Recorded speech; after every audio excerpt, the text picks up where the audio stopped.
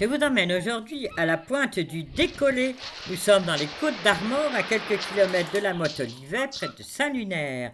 Voilà, la mer est absolument déchaînée, c'était la haute marée, avec un ciel au coucher du jour et ces rochers avec la fameuse croix où est arrivé Saint-Lunaire au 5e siècle pour évangéliser la Bretagne.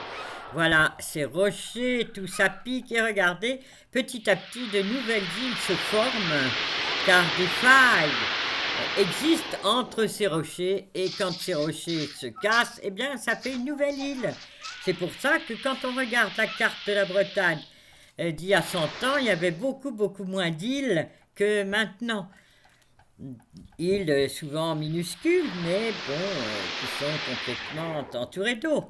Voilà, cette construction est là, cette magnifique eau. Ça s'appelle la Côte d'Émeraude, mais là, c'était plutôt des bleus là qui se déclinaient à l'infini, plus clairs, plus foncés, selon les rochers qu'il y avait en dessous. À l'horizon, à gauche, Saint-Lunaire, avec ce grand parapet, la fameuse croix, et derrière, la baie de Saint-Lunaire.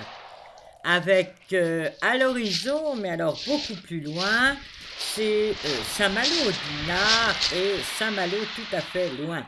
Le toit en chaume, c'est la crêperie où nous avons dégusté des galettes bretonnes excellentes. Puis promenade sur les rochers, avec toute cette végétation magnifique et la croix de Saint-Lunaire. Ici, on voit à l'horizon Saint-Malo, très loin là-bas. Et toute cette crique qui est là à ce moment-là, à marée haute. Donc c'est magnifique parce que la mer arrive vraiment au ras des rochers.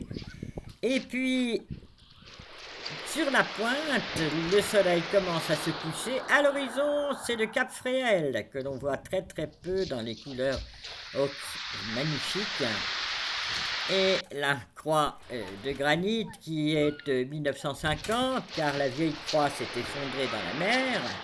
Là, c'est le grand hôtel de Saint-Lunaire, la pointe et à nouveau la mer. Ce soir-là, j'ai eu le grand bonheur d'être entouré par mes deux fils qui se promènent sur les rochers. Voilà Gilda qui regarde la table d'orientation.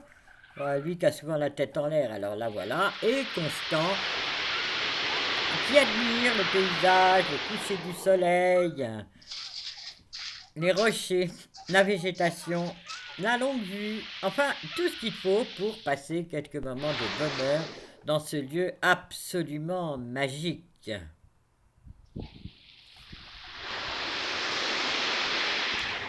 Mes deux Bretons de fils veulent explorer, mais vraiment la pointe du Décollé, l'endroit où il y eut autrefois un phare qui maintenant est aménagé juste en promenade. Et maintenant, avec les nouvelles techniques, il y a beaucoup moins de phares et je pense que pour les bateaux, il faut vraiment être prudent parce que les rochers sont très nombreux, les îles aussi. On peut y arriver à marée basse, dans cette île où il y a plein de moules. On a ramassé plusieurs fois quand on a faim et qu'on a envie d'un bon plat de moules à la maison le soir. Voilà Gilda qui contemple la mer si bleue, le coucher du soleil, la vieille tour du phare et là-bas le Cap Fréhel. Avec comme musique de fond les mouettes et le bruit des vagues sur les rochers de la pointe du Décollé. Je vous dis au revoir, à bientôt pour une autre visite.